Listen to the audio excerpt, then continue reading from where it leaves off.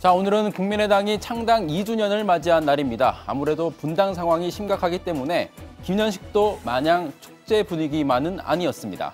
불과 2년 만에 갈기갈기 찢어진 국민의당, 2년 전으로 시간을 되돌려 보겠습니다. 자, 지금 보시는 게 2년 전 창당대회 장면입니다. 함께 손을 잡고 있는 얼굴들을 자세히 보시죠. 이 정치인들은 2년 뒤에 각기 다른 당으로 뿔뿔이 흩어지게 될 것을 예상이나 했을까요? 지난해 창당 1주년 때도 마찬가지입니다. 지금은 서로 원수가 돼버린 두 사람에게 이런 시절도 있었습니다.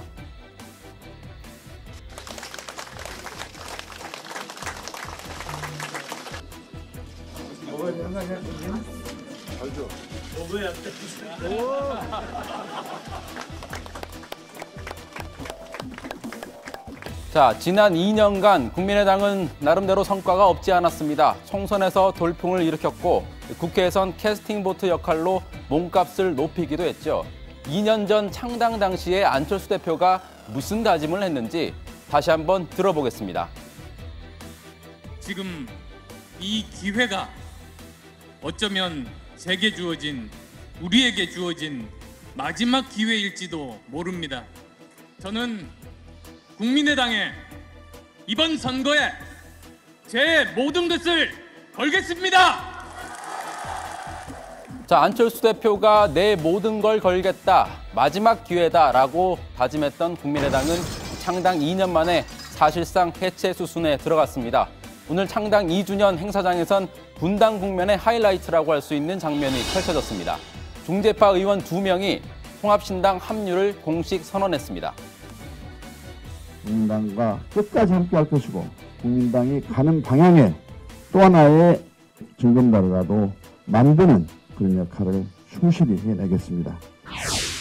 여기 있으면서 정말 국민의당이 진정한 중도개혁정당으로 역할을 할 수 있도록 정당 내에서 지역을 지키는 목소리를 내도록 하는 것이 훨씬 더 값어치가 있다. 자, 중재파 의원은 모두 5명이었는데 결국 각자 도생을 선택했습니다. 김동철 원내대표도 통합신당에 합류하는 게 맞다고 확인했습니다. 안 대표 입장에서는 호남 중진들이 통합신당에 일부 합류하면서 영호남 화합정당이라는 명분을 어느 정도는 살릴 수 있게 됐습니다. 바른정당과의 통합 작업에도 가속도가 붙었습니다. 오늘 통합신당은 미래당으로 당명을 확정했습니다. 다만 중재파 역시 분열하면서 국민의당은 막판까지 이 극한의 갈등을 표출하게 됐습니다.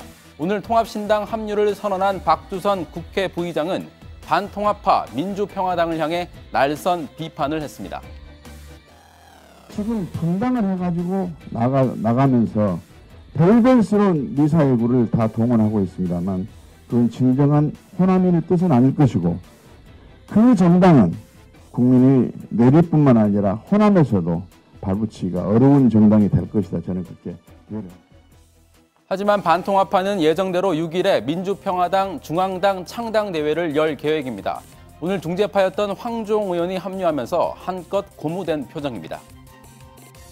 안 대표의 수합병적인 정치가 바뀌기를 바랍니다.